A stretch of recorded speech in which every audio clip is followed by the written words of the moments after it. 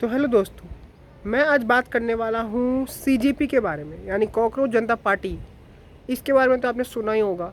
And recently ये इतने famous हो गए हैं ना, मैं क्या बताऊँ। लेकिन मैं अभी इस बारे में बात इसलिए कर रहा हूँ क्योंकि बहुत लोग मिक्स्ड ओपिनियन दे रहे हैं।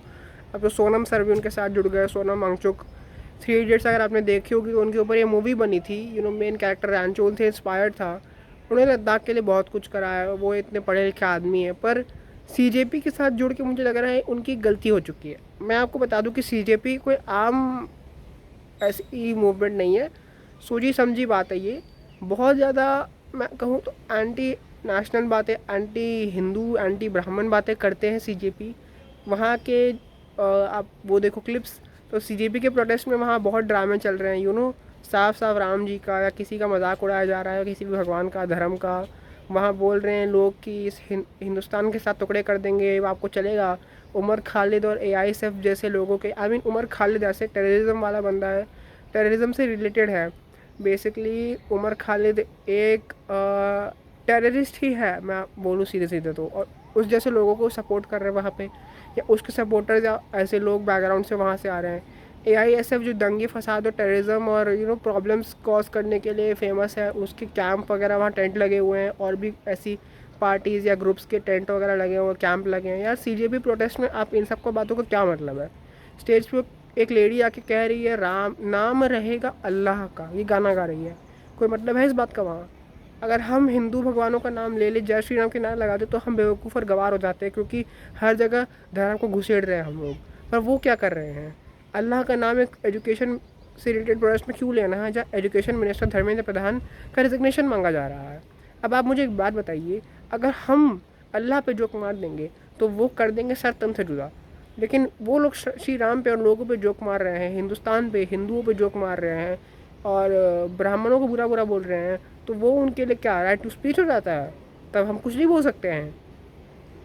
दोस्तों मैं यही कहूँगा कि आप सोनम सर को सपोर्ट कर रहे हैं तो कोई बात नहीं, पर सीजेपी को ही उतना एक्सपोज भी करिए। अगर आप बोलेंगे कि अरे कोई बात नहीं, सीजेपी गलत हो सकती है, सोनम सर तो गलत नहीं हो सकते, तो भाई मैं बता दूं कि सोनम सर उनके साथ ही जुड़े हुए हैं। ऐसा नहीं सोनम सर कुछ सुन नहीं रहे हैं या उनको कुछ पता नहीं चल रहा कि वहाँ क्या हो रहा है।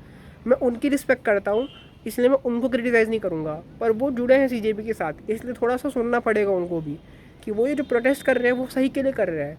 पर इससे बहुत सारी प्रॉब्लम भी कॉज हो रही है। आप उनके डिमांड देख लीजिए, वो भी बड़े डम से डिमांड थे। एक तो कि एनटीए को बैन कर दो। यार एनटीए को आप बैन कर दोगे तो जो नीट एग्ज़ाम लेते हैं वो कंडक्ट कौन करेगा। नेशनल टेस्टिंग एजेंसी को हटा दोगे आप, तो क्या बोर्ड के बेसिस पे आपको मेडिकल की सीट देंगे। बोर्ड में तो कई लोगों के 90 आ जाते हैं। एनटीए को हटा दोगे, लोग कह रहे हैं नीट को बैन करो, वो एग्ज़ाम ही नहीं होगा। उसे एक तरह का पेपर होता है नीट, क्लैट, जे, जिससे आप बोर्ड के बाद देते हो सीट के लिए, कॉलेज एडमिशन के लिए। सिर्फ बोर्ड की वजह से थोड़ी मिल जाता है हर जगह यार, एग्ज़ाम देने ज़रूरी हैं। अब एग्ज़ाम को ही बैन कर दोगे तो उससे थोड़ी प्रॉब्लम सॉल्व होगी। हाँ, एजुकेशन मिनिस्टर को हटाना बहुत ज़रूरी है क्योंकि वो अकाउंटेबिलिटी नहीं ले रहे हैं। लेकिन इसका मतलब ये नहीं है आप कुछ भी बोल दोगे फालतू आलतू फालतू। और ये तो डिमांड्स की बात हो गई, ये तो गलत है ही। एक में से मतलब 5-6 में से एक डिमांड सही है बस, बाकी तो ऐसे फालतू से हैं।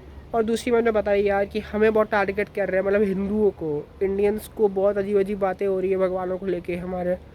तो ये सही नहीं है। तो सोनम वांगचुक सर के साथ जो हुआ प्रोटेस्ट के करते वक्त, उनको उठा के ले गए ज़बरदस्ती हॉस्पिटल, वहाँ पे पुलिस ने लाठीचार्ज कर दिया, ऐसा सुनने में आ रहा है। खैर ये तो अभिजीत डिपके बोल रहा है, ऑफिशियल सोर्स नहीं आया कि लाठीचार्ज हुआ है। बस ये सुना है कि घुसे सिविल सर्विस वाली ड्रेस में, सिविल सर्वेंट की ड्रेस में, सिविल ड्रेस में, सॉरी, घुसे मेरा मतलब था वहाँ पे पुलिस वाले, और फिर एक्स्ट्रा फोर्स आई, सोनम सर को वहाँ से ज़बरदस्ती हॉस्पिटल ले गए, जो गलत किया।